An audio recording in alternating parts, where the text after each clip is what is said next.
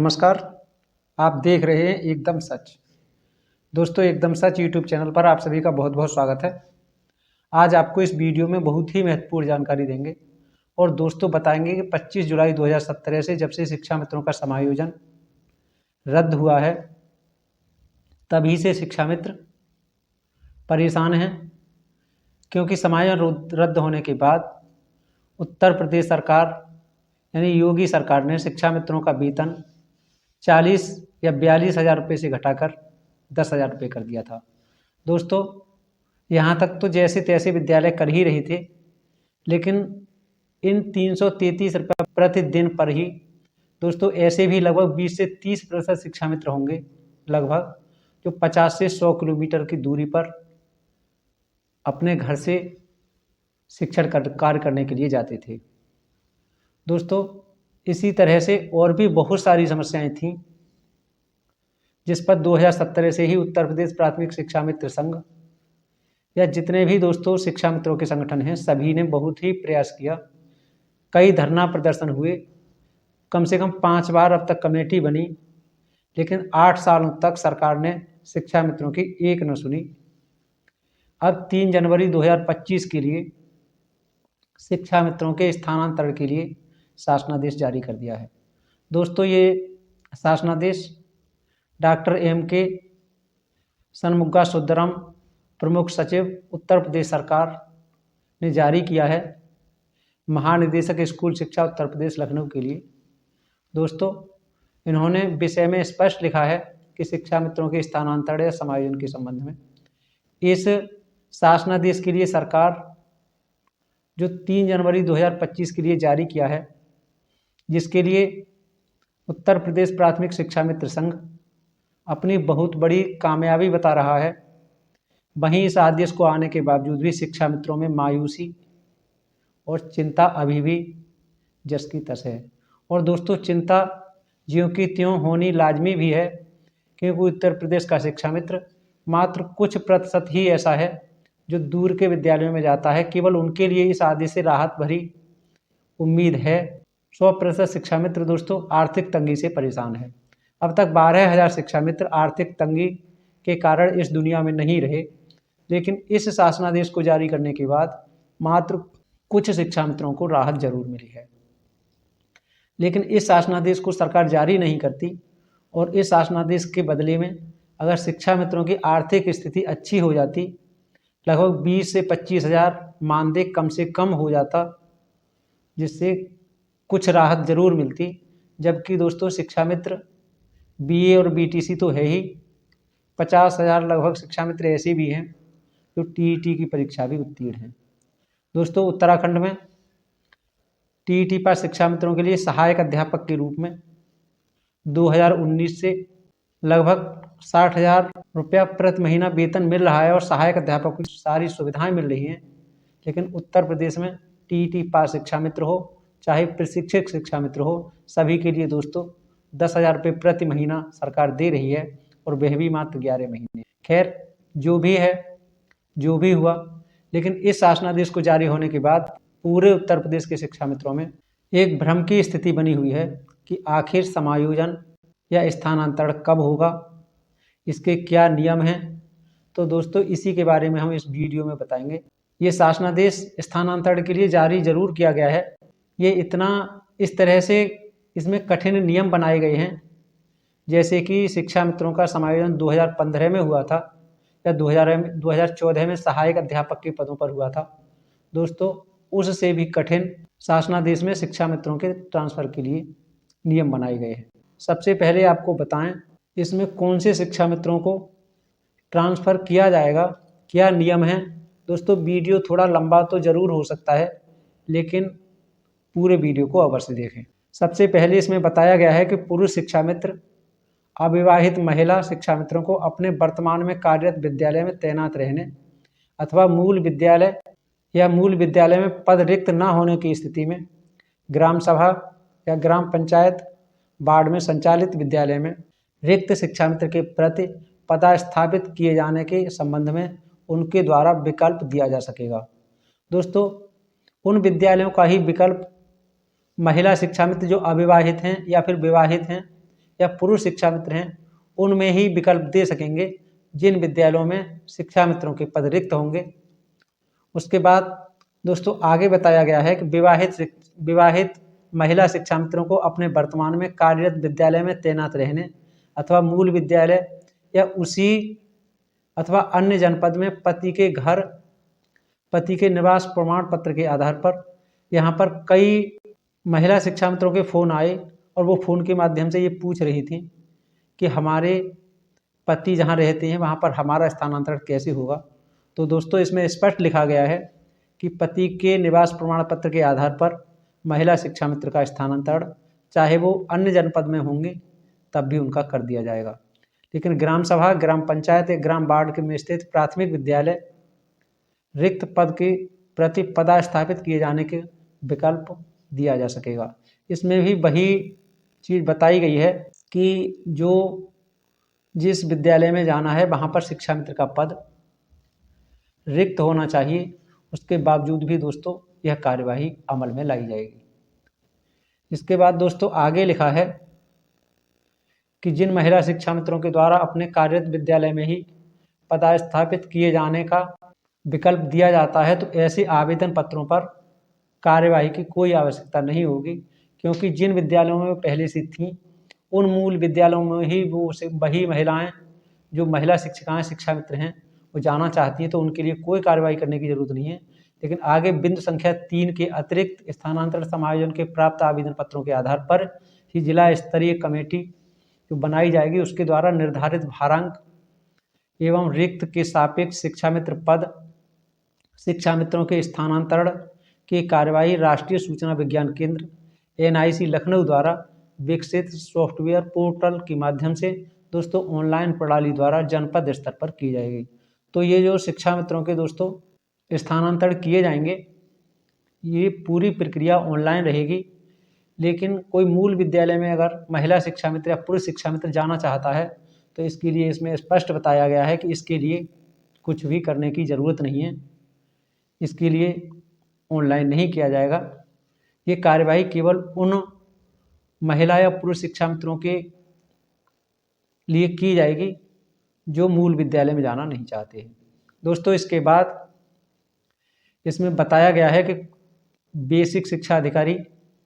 और खंड शिक्षा अधिकारी के दायित्व क्या हैं। तो आप ये भी ध्यान से सुनिए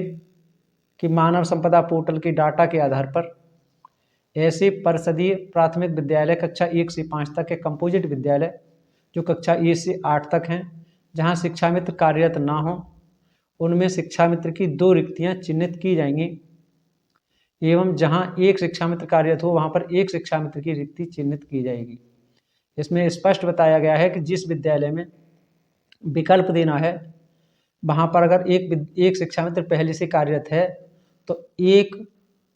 उसमें रिक्त खाली जगह दिखाई जाएगी, और अगर वहां पर कोई शिक्षा मित्र नहीं है चाहे वह कंपोजिट विद्यालय है या परिषदीय विद्यालय है और बिल्कुल खाली है तो वहां पर 2 शिक्षा मित्रों को भेजा जा सकेगा। दोस्तों आगे बताया गया है कि नक्सल प्रभावित क्षेत्रों में उल्लेखित जिलों में उन विद्यालयों में जहां एक भी शिक्षा मित्र कार्यरत नहीं है वहां पर शिक्षा मित्रों की 3 रिक्तियां चिन्हित की जाएंगी। जहां पर एक शिक्षा मित्र कार्यरत है वहां पर 2 रिक्तियां चिन्हित की जाएंगी। जहां पर 2 शिक्षा मित्र कार्यरत हैं वहां पर 1 रिक्ति चिन्हित की जाएगी। यहाँ पर दोस्तों नक्सल प्रभावित जिले हैं उत्तर प्रदेश में, उन जिलों में 3 शिक्षा मित्रों की तैनाती अनिवार्य है।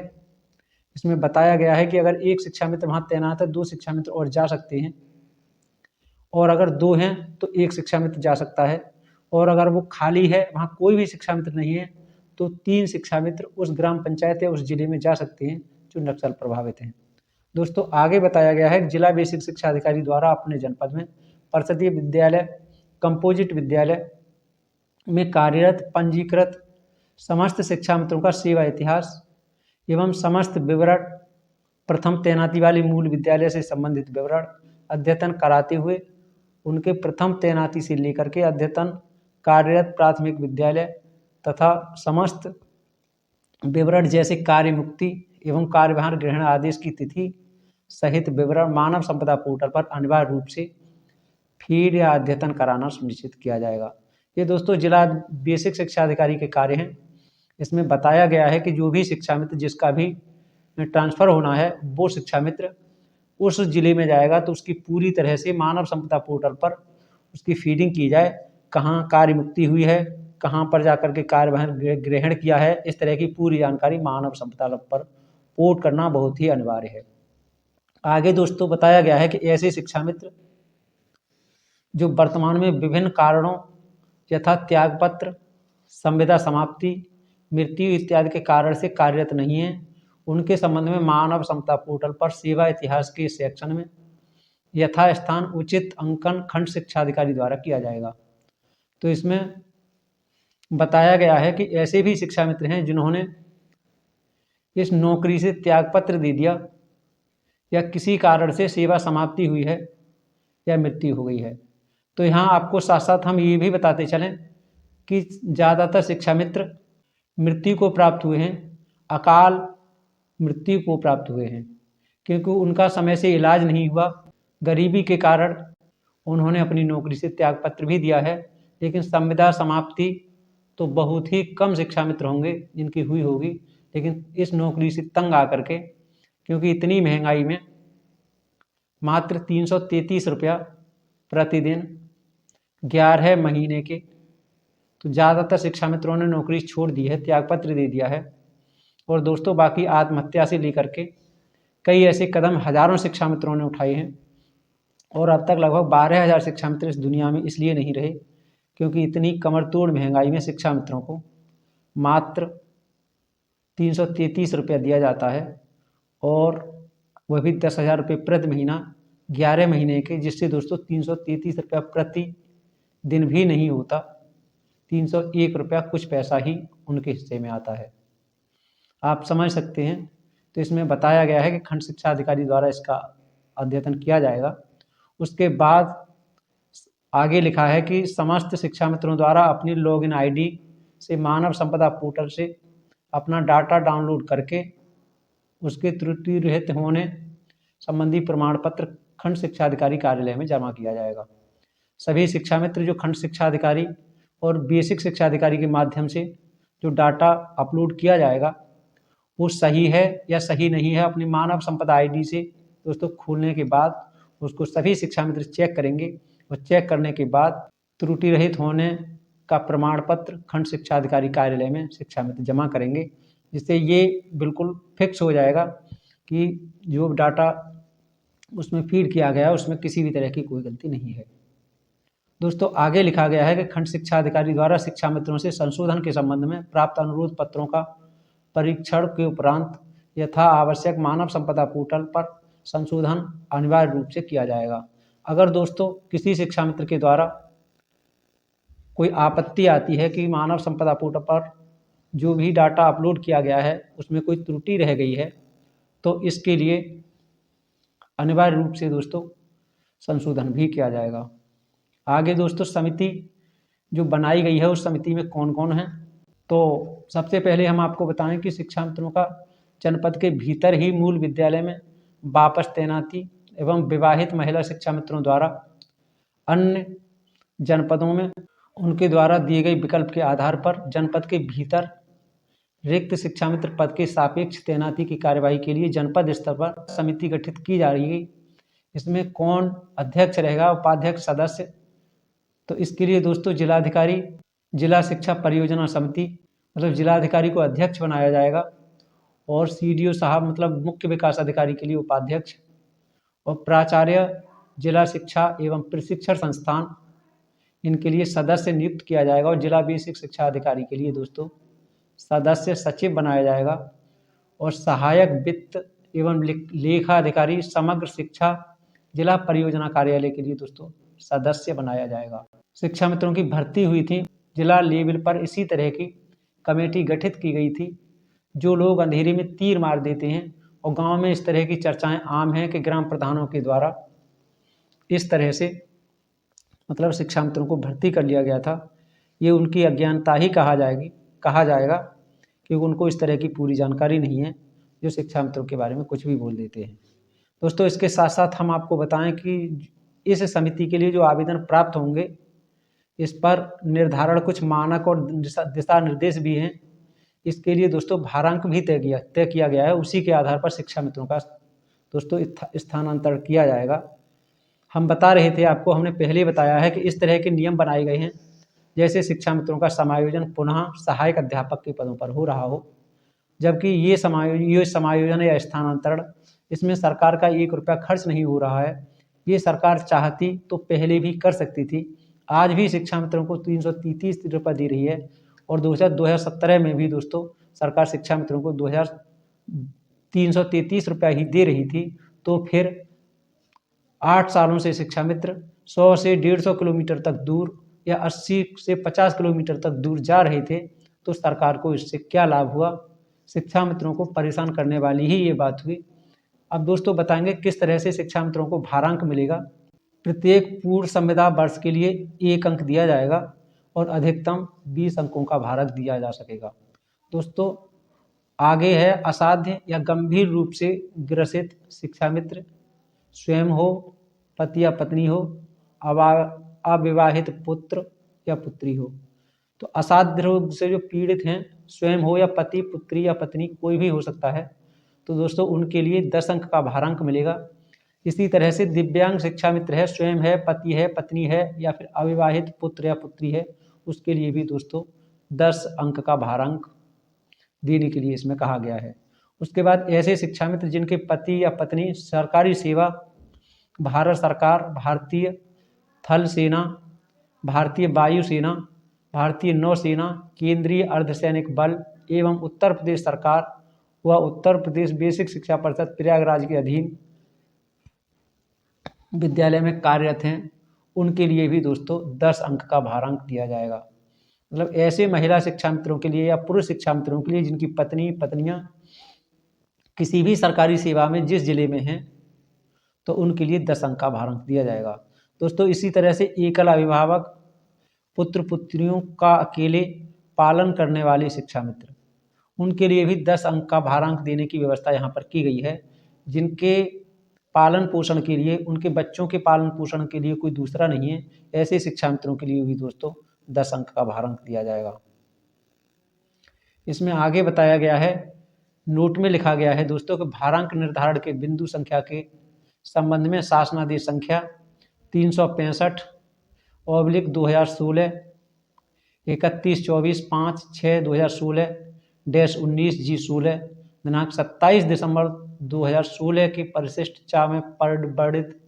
व्यवस्था अनुसार भारांक लाभ दिए होगा। आप समझ सकते हैं, शिक्षा मित्रों का केवल स्कूल बदला जा रहा है और इसमें कुछ भी नहीं किया जा रहा है। शिक्षा मित्रों को इससे केवल उन शिक्षा मित्रों को ही मात्र लाभ होगा जो 50 किलोमीटर या फिर उससे 100 किलोमीटर या उससे इतनी दूरी पर शिक्षा मित्र जा रहे थे। अब केवल वही उन्हीं शिक्षा मित्रों को लाभ होना है और समय उसके बावजूद भी किस तरह के नियम सरकार ने बनाए हैं, आप इस वीडियो में भली भांति सुन और देख रहे हैं। दोस्तों आप देख रहे होंगे अपने मोबाइल की स्क्रीन पर ये शासनादेश की प्रति बराबर आपके सामने स्क्रीन पर है ही।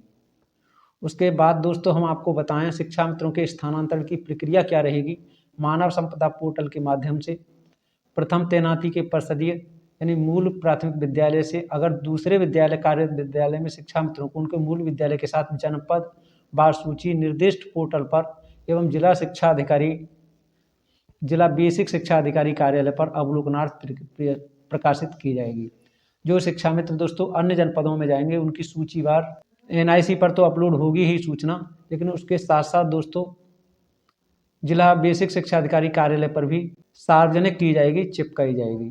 ताकि उसमें जाकर के कोई भी देख सके। आगे है दोस्तों इस प्रक्रिया के तहत जनपदीय समिति द्वारा मूल विद्यालय में तैनाती के संबंध में प्राप्त विभिन्न आपत्तियों त्रुटियों का निस्तारण करते हुए पुनः पोर्टल पर शिक्षा मित्रों की उनके विद्यालय में तैनाती के संबंध में जनपदवार सूची प्रकाशन किया जाएगा। दोस्तों इसके साथ साथ कोई भी शिक्षा मित्र अगर आपत्ति दर्ज कराता है तो उसमें जो त्रुटियां हैं उसका निस्तारण करते हुए पोर्टल पर भी अपलोड किया जाएगा और उसके बाद उसकी जनपदवार सूची भी प्रकाशित की जाएगी और वह भी जिला बेसिक शिक्षा अधिकारी के कार्यालय पर चस्पा की जाएगी। दोस्तों उसके बाद उपरोक्त जनपदवार सूची का सत्यापन जनपदीय समिति में कराया जाएगा तथा अगला पॉइंट है दोस्तों, इसी शासनादेश में कि एक ही विद्यालय के लिए एक से अधिक संख्या में आवेदन पत्र प्राप्त होने की स्थिति में प्राप्त आवेदन पत्रों पर परीक्षण एवं संलग्न प्रमाण पत्रों का गहनता से परीक्षण किया जाएगा और अधिकतम भारांक प्राप्त करने वाले आवेदक को प्रथम नवीन विद्यालय आवंटन में प्रथम वरीयता में रखा जाएगा। इसमें बताया गया है दोस्तों कि अगर एक ही विद्यालय पर एक से ज़्यादा शिक्षा मित्र आवेदन करते हैं तो उसमें सभी के आवेदन पत्रों का गहनता से बहुत अच्छी तरह से बारीकी से उसकी जांच की जाएगी। उसमें जो प्रमाण पत्र लगाए गए हैं उनको देखा जाएगा और कौन वरीयता के आधार पर, भारांक के आधार पर ज़्यादा नंबर हैं किसके, उसी के आधार पर उसकी तैनाती वहाँ पर वरीयता के आधार पर की जाएगी। दोस्तों अगला पॉइंट है इसमें कि यदि दो या दो से अधिक शिक्षा मित्रों के भारांक समान होते हैं तो उसमें उम्र को वरिष्ठतम शिक्षा मित्र को नवीन विद्यालय में आवंटन में वरीयता प्रदान की जाएगी। अगर दोनों शिक्षा मित्रों के लिए दोस्तों वरीयता में जो भारांक है, भारांक समान है, तो फिर किस शिक्षा मित्र की जन्म तिथि मतलब उम्र ज़्यादा है उसकी जन्म तिथि के आधार पर उसको नवीन विद्यालय जो है वो आवंटित किया जाएगा। आगे है दोस्तों एनआईसी द्वारा अंतिम रूप से प्रकाशित सूची के अनुसार समस्त शिक्षा मित्रों को उनके आवंटित प्राथमिक विद्यालय हेतु जनपदीय समिति से अनुमोदन प्राप्त कर जिला बेसिक शिक्षा अधिकारी द्वारा तैनाती का आदेश निर्गत किया जाएगा। दोस्तों आगे है, ये तो हो गए शिक्षा मित्रों की समायोजन या स्थानांतरण प्रक्रिया के नियम, और आगे दोस्तों हम बताएंगे आपको कि शिक्षा मित्र ऑनलाइन आवेदन के संबंध में क्या क्या सावधानियां बरती जानी है। आवेदन पत्र निर्धारित प्रक्रिया के अनुसार त्रुटि रहित भरने की जिम्मेदारी संबंधित शिक्षा मित्र की होगी। और जो भी शिक्षा मित्र आवेदन कर रहा है उस आवेदन में कोई गलती न हो। अगर किसी भी तरह की कोई त्रुटि होती है, कोई गलती होती है आवेदन भरते समय, तो ये पूरी जिम्मेदारी जो शिक्षा मित्र उस आवेदन को कर रहा है उसकी होगी। आगे बताया गया है त्रुटिपूर्ण और अपूर्ण आवेदन पत्र पर विचार नहीं किया जाएगा। अगर किसी शिक्षा मित्र साथी से इस तरह की गलती हो जाती है वो मतलब तो उस पर कोई विचार नहीं किया जाएगा। आगे बताया गया है दोस्तों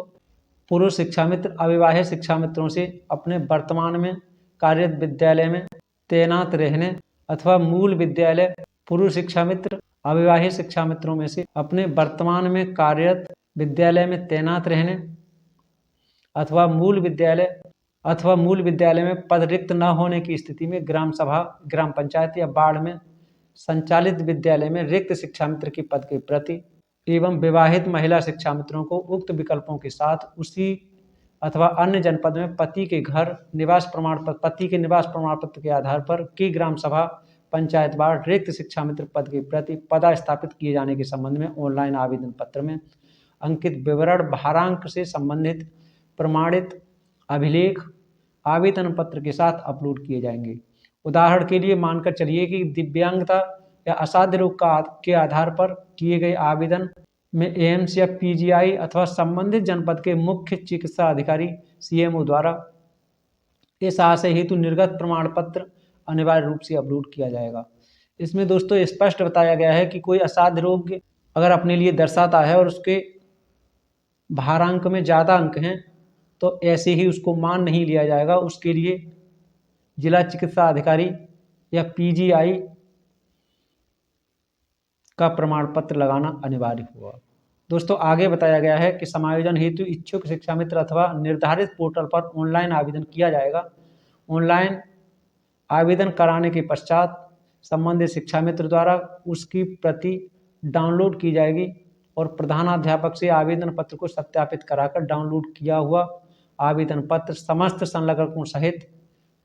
खंड शिक्षा अधिकारी कार्यालय में 2 प्रतियों में जमा किया जाएगा, जिसकी प्राप्ति रसीद खंड शिक्षा अधिकारी कार्यालय द्वारा शिक्षा मित्र को दी जाएगी। खंड शिक्षा अधिकारी द्वारा आवेदन पत्र एवं भारांक से संबंधित अभिलेखों का परीक्षण करने के पश्चात जिला बेसिक शिक्षा अधिकारी को अपनी स्पष्ट संस्तुति सहित अपनी लॉगिन आईडी से आवेदन पत्र पर अग्रसारित करते हुए आवेदन पत्र की एक प्रति जिला बेसिक शिक्षा अधिकारी को के कार्यालय के लिए दोस्तों खंड शिक्षा अधिकारी के द्वारा उपलब्ध कराई जाएगी। आगे लिखा है कि खंड शिक्षा अधिकारी अग्रसारित शिक्षा मित्रों के ऑनलाइन आवेदन को जिला बेसिक शिक्षा अधिकारी द्वारा परीक्षा क्षणों उपरांत जो आवेदन पत्र हैं उसमें जो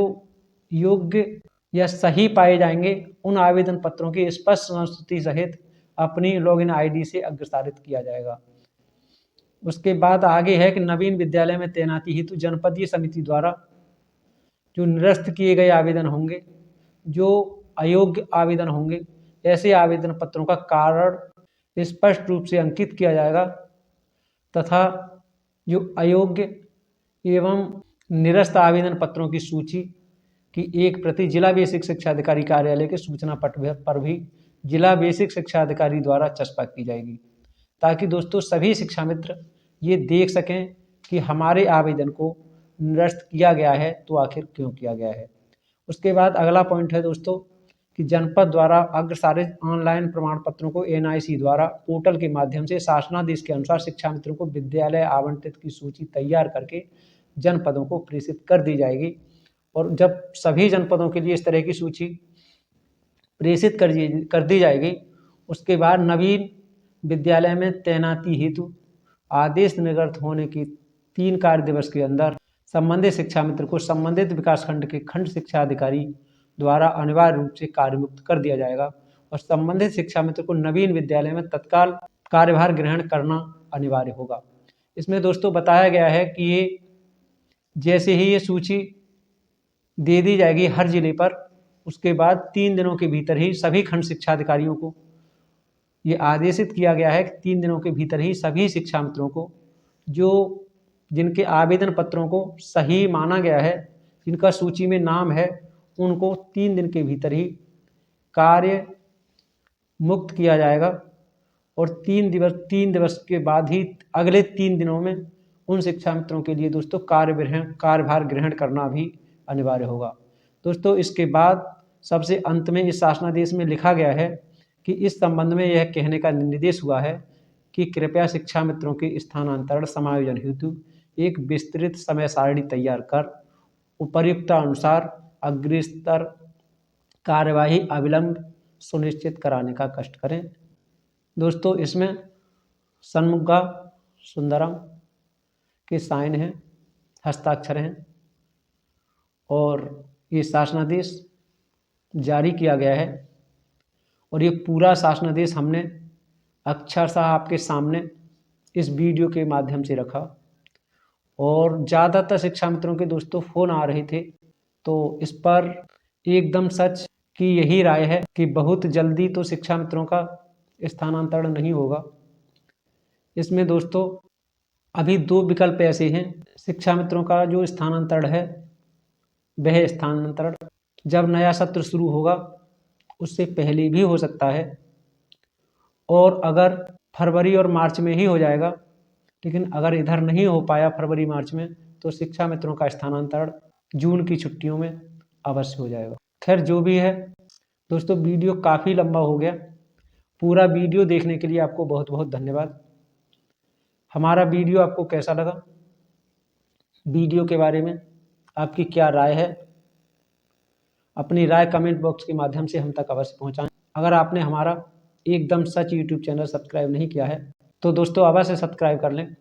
घंटी वाले बटन को दबाकर ऑल बटन भी दबाएं। मिलेंगे अगले वीडियो में नई जानकारी के साथ, तब तक दीजिए इजाज़त। नमस्कार, जय हिंद, जय भारत, जय संविधान। Please subscribe.